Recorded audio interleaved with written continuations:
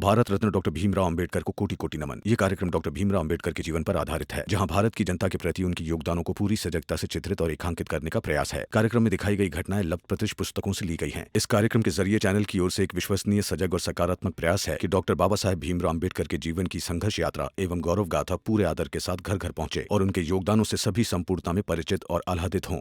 क्या? रमा ने नौकरी छोड़ी है, वो इसकी मर्जी। इसे जो सही लगा वो इसने किया। वाह करुणा, ये तो बड़ी खुशी की बात है। एक खुशखबरी मैं भी लाया हूं।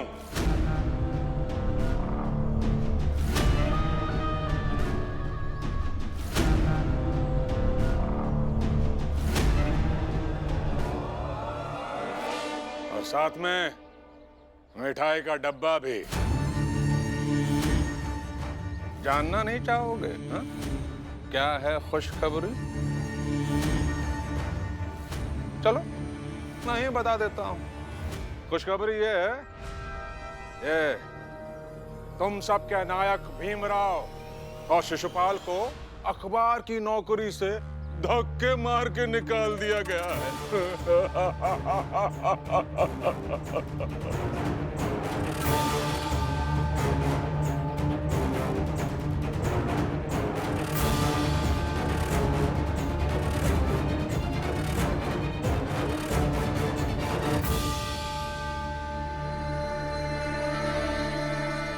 क्या हुआ भीमराव? अच्छी नहीं लगी खुशखबरी?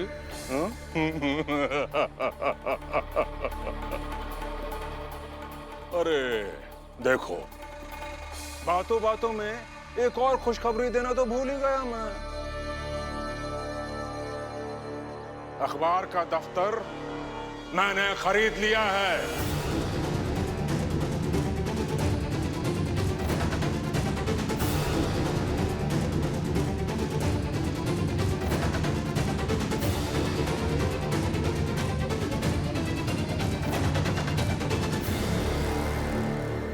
क्योंकि भीमराव ने चुनौती दी है मुझे कि ये दूसरा अखबार का दफ्तर खोल कर दिखाएगा मुझे।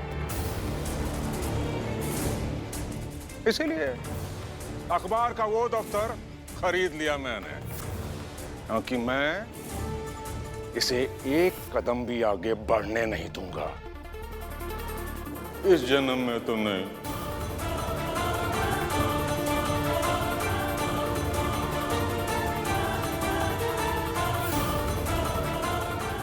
वैसे भीमराव, अब खुशखबरी सुन ली है तो मिठाई तो खानी पड़ेगी। अरे जरा ये लो, इतनी अच्छी खुशखबरी है तो मुंह मीठा करना तो बनता है ना भीमराव। लो खाओ लड्डू।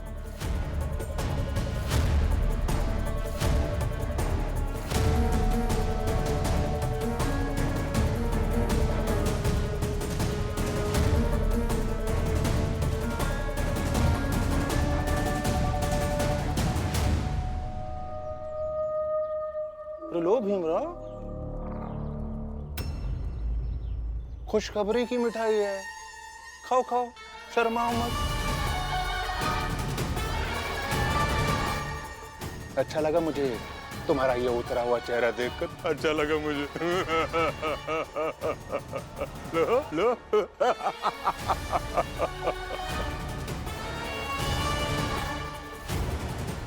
देखो मालिक, इधर आ।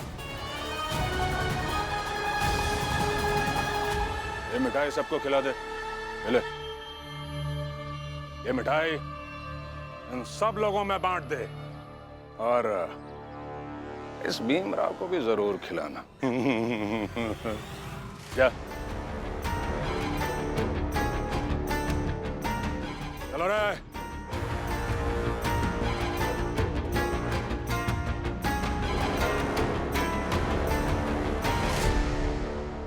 करुणा, दे मिठाई। ये तो दुगनी खुशी की बात है।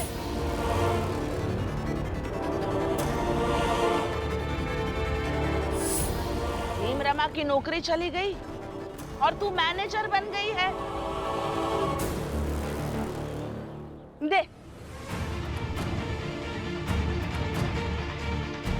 अब ये दुगनी खुशी की मिठाई सबसे पहले मैं तेरे ससुर जी को देके आती हूँ।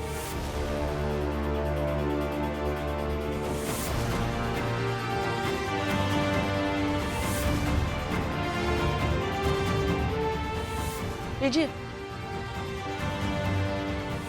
लीजिए, खाइए। आपकी बहू मैनेजर बन गई है, वो मैनेजर जो आपका पढ़ा लिखा बेटा भी नहीं बन पाया।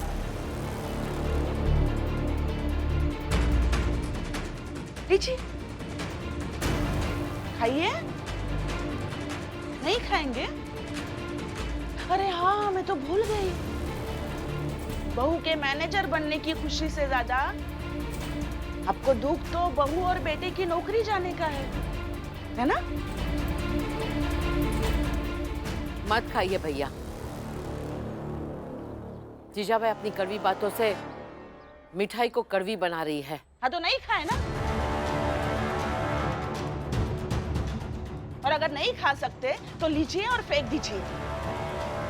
अरे ये बाला, करुणा और बाकी लोगों को पता तो चले कि उनके बाबा सिर्फ भीम और रमा की खुशी से मतलब रखते हैं, बाकी चीजों से कोई मतलब नहीं है उन्हें।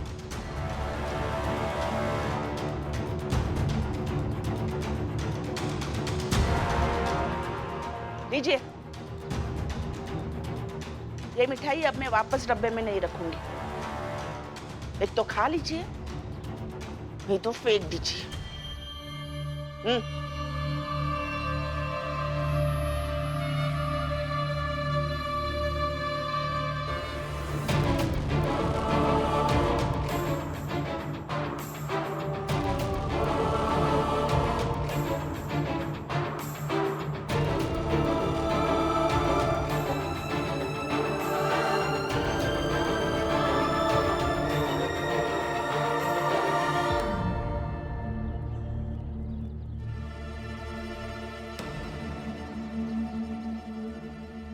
करुणा, बहुत बहुत बधाई हो। मेरे जैसा ससुर तुम्हारे तरक्की पर हमेशा खुशी होगा।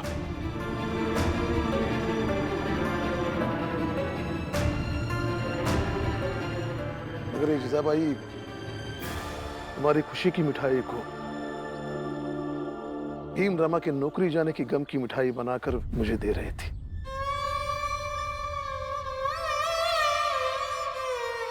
और चाह रहे थे कि मैं ये मिठाई खा ना सकूं, ताकि वो तुम्हें बता सके कि मैं कितना पक्षपाती हूं।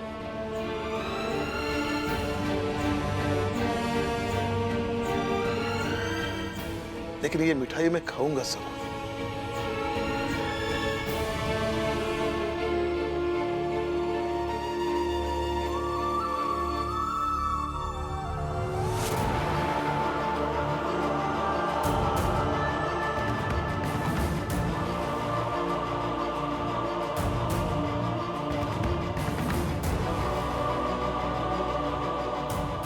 लो भीम, तुम भी खाओ मिठाई।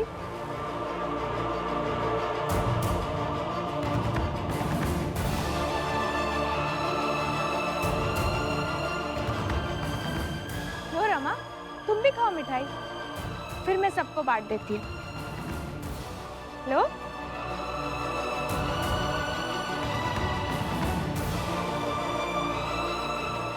मैं बाकियों को खिला देती हूँ। लो।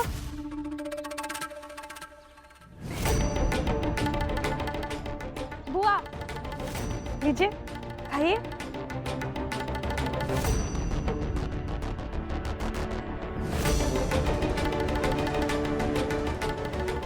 आप भी लीजिए ना।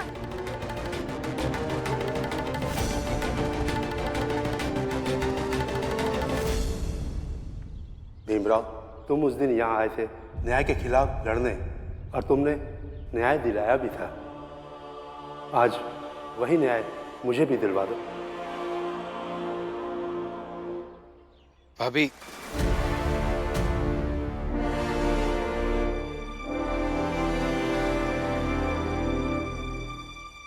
अगर आपने उस मैनेजर को नौकरी से निकलवाने की साजिश की है और ये कभी मुझे बाद में भी पता चला तो मैं आपके खिलाफ केस कर दूंगा।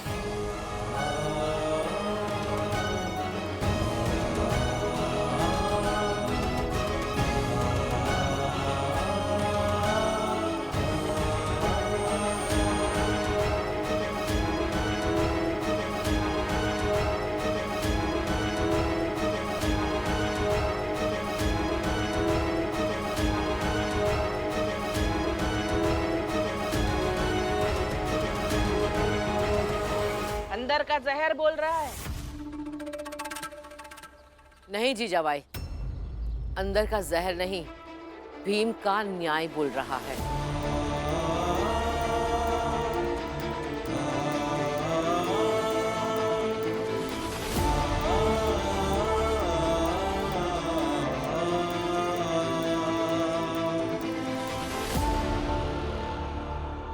अरे चाहे जो बोल रहा है, सब मिठाई खाइए।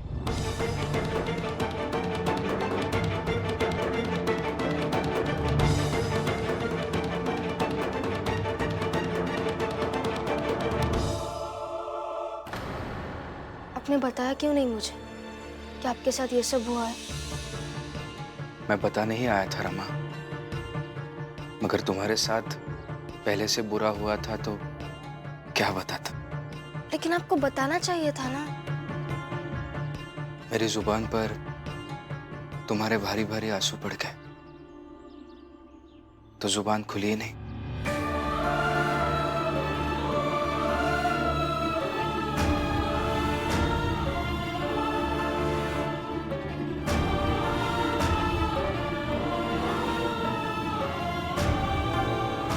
और वैसे भी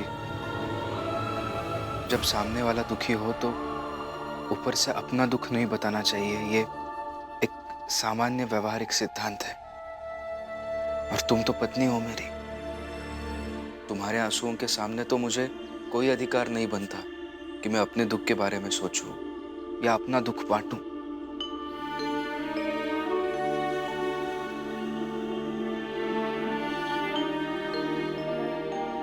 मिठाई खाओ।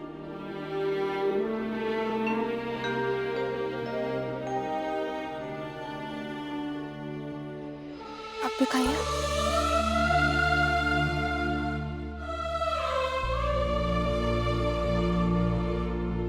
भीम, रमा,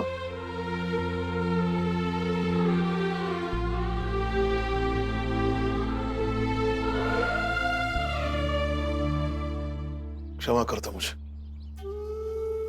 वहां बाहर तुम दोनों के दुख के साथ मैं दुखी नहीं हो पाया, इसलिए दुख बांटने यहां चला आ गया। कैसी बातें कर रहे हैं बाबा, हम समझते हैं आपको। जब दो पक्ष में से किसी एक पक्ष में खड़ा होना हो तो व्यक्ति कई बार सीधे सीधे सही गलत के हिसाब से अपना पक्ष नहीं चुन सकता, बल्कि ये देखता है कि उन दोनों पक्षों में से कौन सा पक्ष ज्यादा समझदार है। और मेरे लिए करुणा से ज्यादा तुम दोनों समझदार थे, इसलिए मैं तुम्हारे पक्ष में नहीं था। भीम बेटा, मैं मानता हूं कि तुम्हारे साथ गलत हुआ। रमा की नौकरी करुणा ने ले ली, फिर भी करुणा ने जो मिठाई लाई थी वो मैंने खाई, इसलिए तुम्हें बुरा लगा हो तो मुझे माफ कर दो। कैसी बातें कर रहे हैं बाबा, एक तरफ आप हमें समझदार भी कह रहे हैं और माफी भी मांग रहे हैं। मैं समझता हूं आपको और मेरा विश्वास तो अपार है आप पर। और जब विश्वास सागर जितना हो तब कतरा कतरा सवाल नहीं किया करते बाबा, बूंद बूंद की सफाई नहीं मांगते।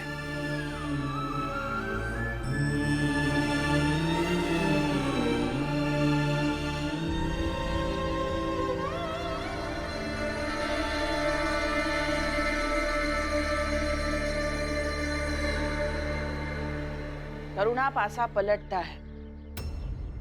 अब इस घर का भूगोल और रिश्तों का सारा जंजाल भी पलट दे। वही तो अब करूंगी। अब वो दिन बीत गए कि हम घर के दूसरे लोगों की बातें चुपचाप सुने और खींचते रहे। अब हम अपना करेंगे, अपनी मर्जी से करेंगे और बाकी सब देखते रहे। एकदम सही कह रही हो। तुम्हें बता नहीं सकती आज मैं कितनी खुश हूँ। ऐसे लग रहा है कि सालों की मेहनत से आज ये नतीजा निकला है। चलिए आई, मिठाई खाते हैं हम दोनों। चलिए।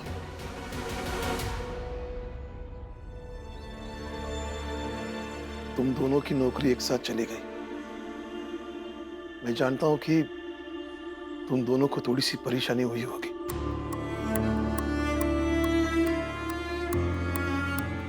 लेकिन कोई बात नहीं।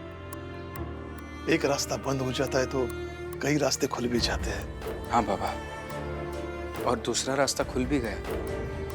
अखबार के मालिक और शिशुपाल जी के साथ मिलकर मैंने एक नया अखबार का दफ्तर खोलने का फैसला लिया है।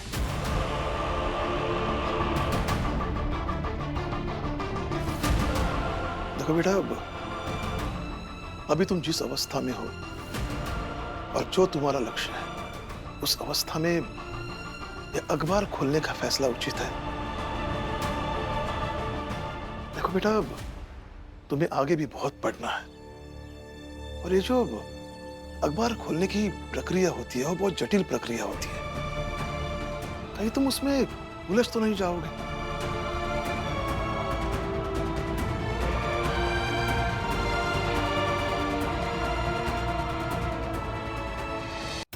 जो अखबार के मालिक हैं सेठ जी, उन्होंने बड़ी मेहनत करके अखबार का दफ्तर इतने सालों से संभाला, अपना खून पसीना लगाकर काम किया। वो कहते हैं कि जब उन्होंने शुरू किया था तब दिन के 6 अखबार बिकते थे और आज हम दिन के 600 अखबार बेचते हैं। और ये सबने देखा है। अब ऐसे आदमी से अचानक से अखबार का दफ्तर सब कुछ छीन लिया। उनके स्वाभिमान के लिए मैंने यह फैसला किया है बाबा। जब मुझे जरूरत थी तब मुझे नौकरी देकर उन्होंने मेरा साथ दिया। आज मुझे वक्त मिला है तो उनके साथ खड़े रहकर मैं उनका साथ देना चाहता हूं। मानता हूं, लेकिन फिर भी मैं एक बात कहना चाहूंगा। एक बार फिर से सोच ले, क्योंकि नौकरी से पैसे कमाने की जरूरत ज्यादा है। देखो बेटा, अखबार खोलने के लिए बहुत सारे पैसे लगते हैं। पता नहीं वो अखबार चलेगा या नहीं, और कब तुम उस अखबार से पैसे कमा पाओगे। और सोचने वाली बात यह है कि कई बार एक सही रास्ता अगर गलत परिस्थितियों में अपनाया जाए तो फैसला गलत हो जाता।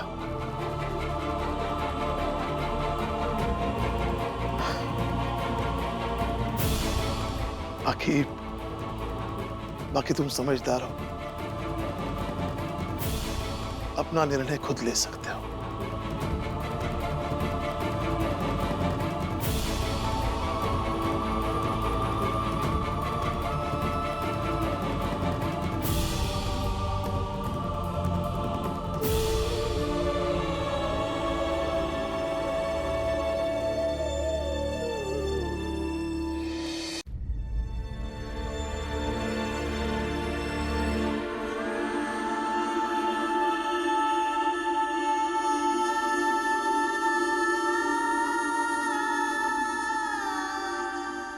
क्या कहा था मैं तुमको? निकाल बाहर करो इन दोनों को। मैं इन दोनों को बाहर नहीं निकाल सकता। तो मैं तुम्हें निकालता हूँ और तुम दोनों भी बाहर निकलो। अब जल्द ही मैं खुद अखबार का एक नया ऑफिस खोलकर दिखाऊंगा, शिशुपाल जी और सर की मदद से। कई बार एक सही रास्ता अगर गलत परिस्थितियों में अपनाया जाए तो फैसला गलत हो जाता है। क्या करूं मैं? सच में उलझ गया हूं।